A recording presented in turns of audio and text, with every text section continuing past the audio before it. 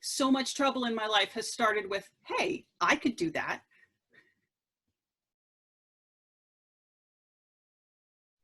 Hello, Team Ola. I'm excited to have another interview for you.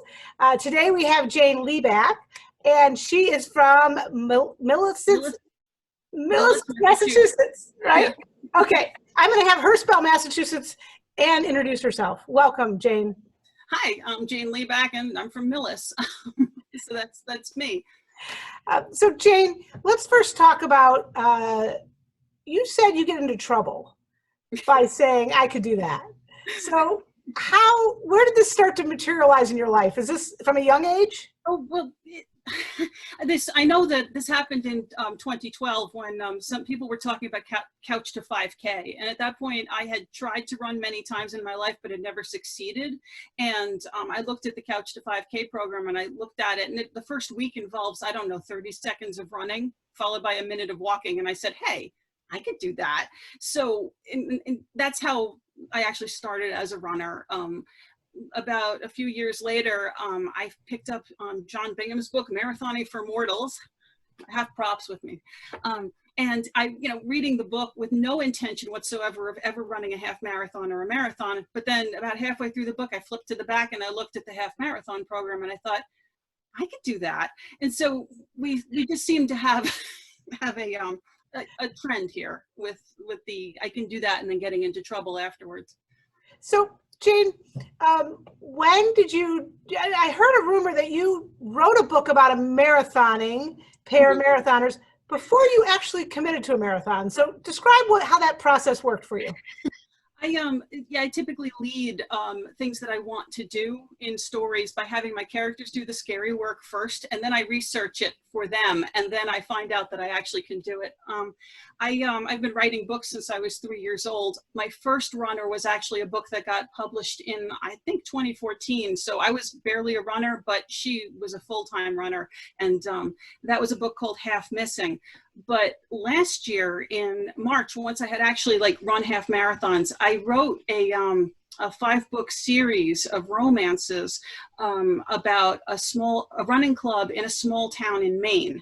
And so the first one is about a 5K, the second is about a trail run, and the third one is about a pair of marathoners who hate each other at the beginning of the book, and they love each other by the end, because training for a marathon, you're going to cover a lot of ground. And so I knew the program that they had to follow because I'd read about it in the book, and I knew from running half marathons sort of what it took.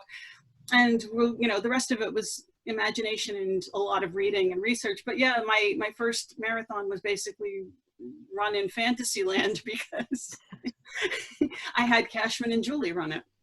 Awesome. So once you finish that book, where did the connection come between writing about it and doing it? Talk to me about that. Well, I reread Marathoning for Mortals every time I'm running I have something big to run. And I was at that point, it was March when I was writing it last year. And I started thinking about what I should run for fall of 2019. And one of the races that, I'd been running a half marathon, but that half marathon was actually the same weekend my daughter was coming home from college. So we couldn't do it that weekend. And I started looking for other things, and I found that Bay State has a half marathon that's run at the same time as their marathon. So I figured that would be a good one to run because first off, it was convenient time-wise, but secondly, they don't close the course for 6 hours. So if I was super slow, I'd have to take 6 hours to run a half marathon in order to have them close the course behind me.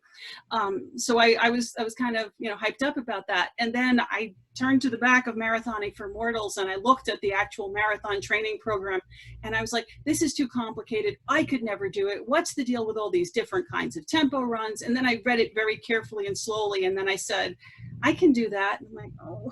And then my second rule of life came into play. And that is that if the only reason I'm not doing something is that I'm scared, then I have to do it. I have no choice at that point. I must do it because otherwise I'll simply hold myself back. So I didn't train to run a marathon. What I did was I convinced myself that I was simply following the marathon training program. And I would do that until it beat me. At some point or another, I would not be able to go on and I would not quit. I would be defeated. I would just simply run myself into the ground, and that would be the end of it. I would not quit. I would fail. I simply resolved to fail.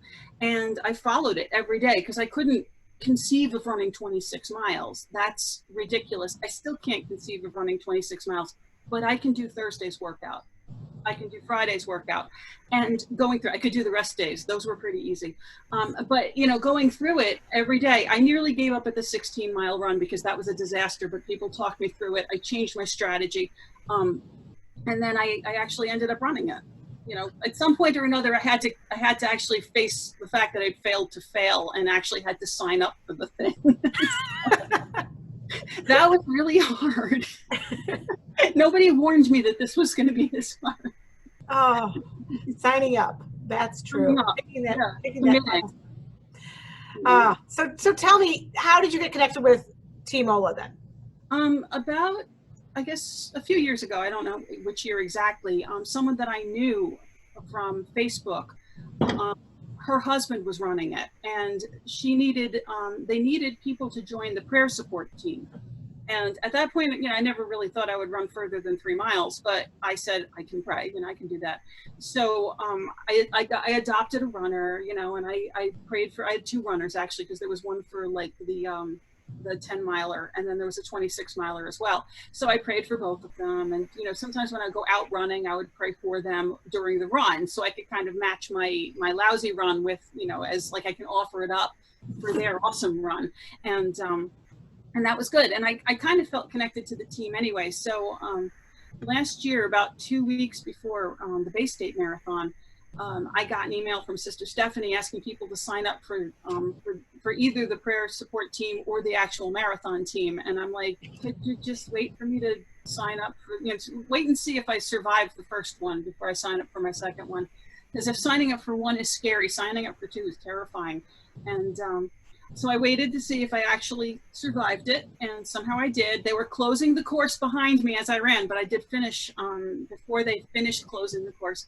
And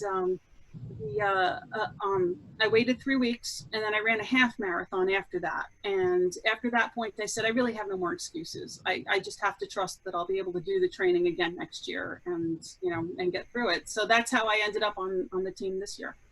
Oh, that's awesome. We're happy to have you as one of our out-of-state folks that come in. We do have a number of out-of-state folks, so it's nice to have you come through. I have to ask you a question about that. Starting at 3 years old, what did you say you? Oh, I wrote my first book in like magenta crayon when I was 3 years old, and my mother would come home from work with this big green bar computer paper. I don't know if you remember. I remember that. Yep. Right. With the stuff, the dots down the side and the bars across it. Yep. So she'd come home with reams of the stuff that her office was just, you know, junking. And so apparently I scribbled in magenta crayon, you know, the creature, you know, and made this kid's book out of it. My mother still has it. But yeah, so I've basically been writing stories since I was 3 years old. How many books have you published? Oh gosh. I'm not entirely sure. I think it's definitely over 20, but I'm not entirely sure. So I have a number of books under my legal name. So there's a number of books under Jane Lekab, and those are all weird books. They're books about like angels. There's a book about assassin nuns infiltrating the Council of Trent, because I'm just a really weird person to begin with. But I spun off a pen name who writes just sweet romances. And, you know, they're cute and heartwarming and small town America, and, you know, hand holding. And those I put under Maddie Evans because I figure that the sweet romance crowd is going to be put off by the, you know, this person also writes Invasions of Hell. So yeah, so we've got the books with the angels on the cover. So I don't know if you can see it. Nice. Yes, and then you have the sweet Maddie Evans books where you have the cute guys who are wearing, you know, flannel shirts and go for runs and, you know, train you to run a 5K. And so that was awesome. Yeah, it's so much fun to just write the stories and stuff. And you know, it was fun to mix the running and the writing, because a lot of things that the main character is dealing with in the first book and in the 5K book are things that I felt and dealt with while I was trying to learn to run myself. And you know, and while I was trying to learn to run, I didn't give her all the other issues I had. Like we suddenly discovered that I've had asthma all my life and no one ever noticed this. Hmm. You know, so like I got an inhaler and suddenly it was like, whoa, you know, like it's not normal to be unable to breathe after a quarter mile, but everyone always said, oh, you're just lazy, you know, and things like that. And now all of a sudden I could run. You know, we found out that like my heart rate was up to like 185 beats per minute within 35 seconds of starting to run, which freaked my doctor out. And then I ended up with, you know, the monitors and everything, the tests, and the doctor's like, you're normal, go out there, run your full head off, you know, so I did. So I didn't put that stuff in there, but a lot of her fears, a lot of the, you know, the first moment when you're so mad at someone that you run up that big hill that you've always walked. You know, I was able to put all those things, the time, you know, that when you don't realize that humidity will in fact wipe you out. I managed to put all those things in the books because, you know, like these are my feelings. I don't consider myself a great runner, and I figure most of the readers aren't going to either. So it's really kind of fun to put those experiences in there and let other people share them even without running. That's awesome. If someone is a newer runner and wants to get a little inspiration from your learnings, Amazon? Amazon. Yep, Amazon. Okay, great.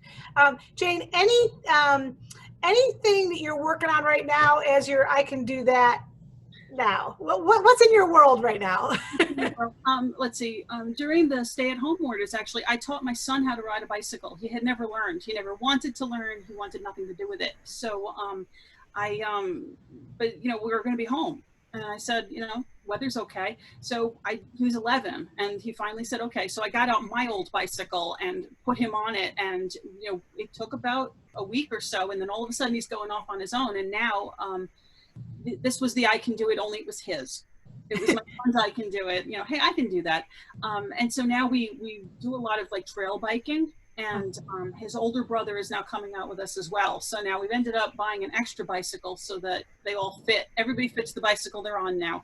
And we go out trail biking several days a week. And it's a good thing. I think that's it's a good kind of family experience to get them out there. We can't wait to have you here, and can't wait to have you part of the team and introduce you to the magic of Ola. All right, thank you. 6 months. So thank you, Jane. All right, thank you very much.